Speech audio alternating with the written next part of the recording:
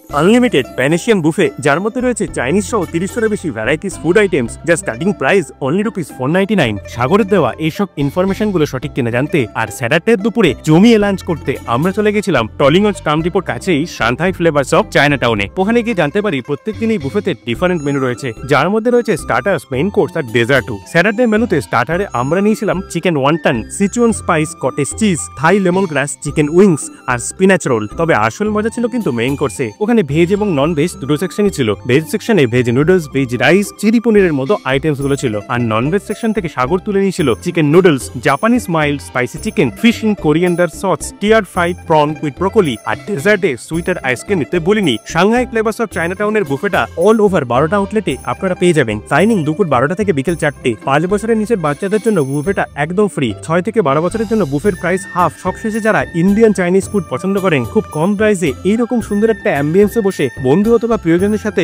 Varieties food taste করতে চাইলে অবশ্যই ঘুরে আসতে পারেন Shanghai flavours of China town থেকে।